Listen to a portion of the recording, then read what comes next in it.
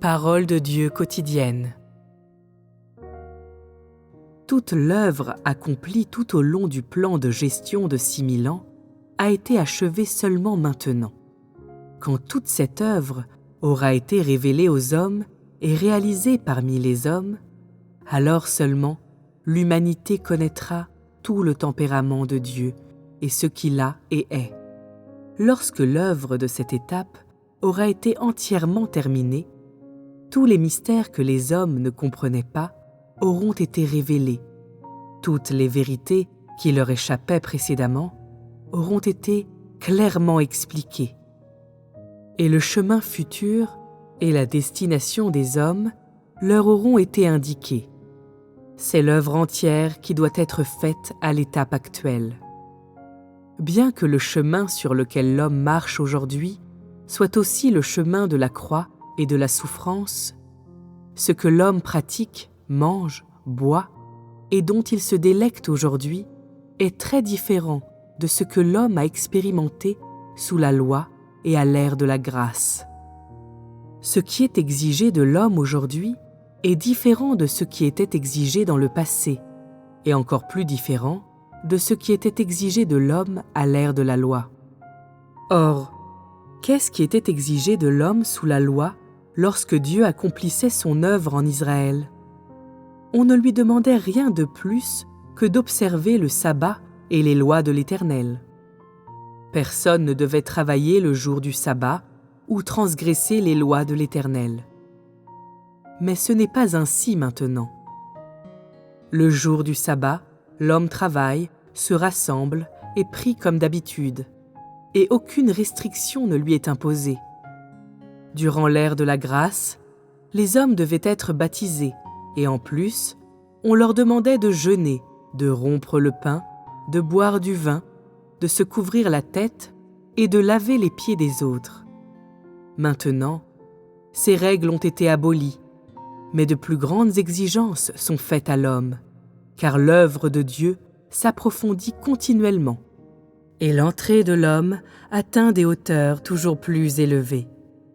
Dans le passé, Jésus imposait les mains sur les hommes et priait.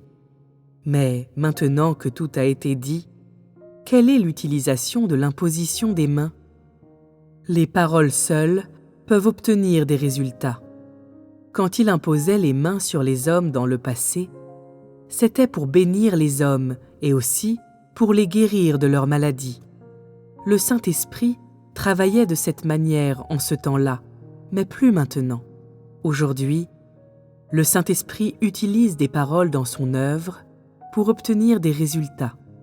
Ces paroles vous ont été exprimées clairement et vous devriez les mettre en pratique, tout comme on vous l'a dit. Ces paroles sont sa volonté, elles sont l'œuvre qu'il veut faire. Par ces paroles, tu comprendras sa volonté et ce qu'il te demande d'atteindre.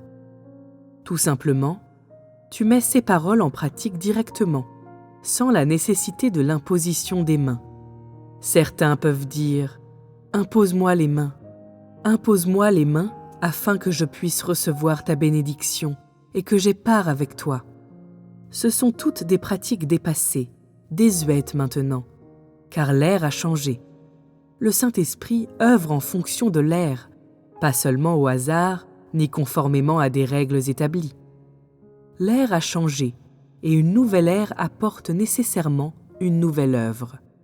C'est vrai pour toutes les étapes de l'œuvre, et donc, son œuvre ne se répète jamais.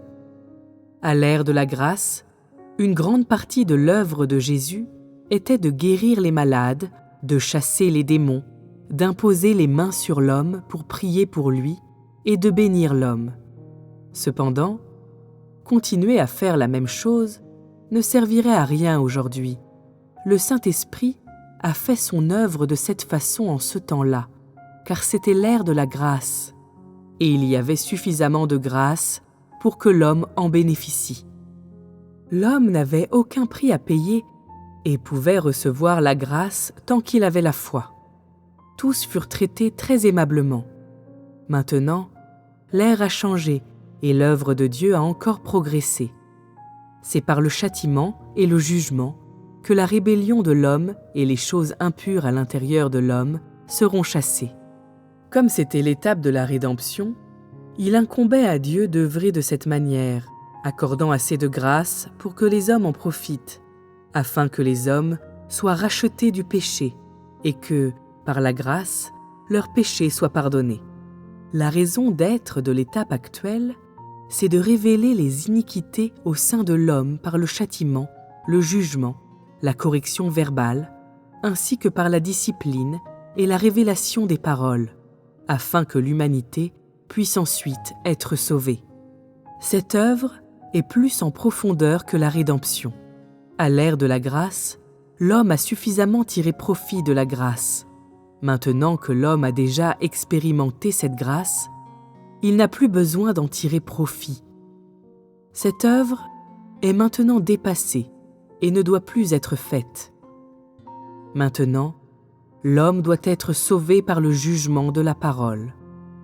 Après que l'homme est jugé, châtié et épuré, son tempérament se trouve modifié. N'est-ce pas grâce aux paroles que j'ai dites? Chaque étape de l'œuvre est faite en conformité avec le progrès de l'humanité tout entière et avec l'ère. Toute l'œuvre a une signification.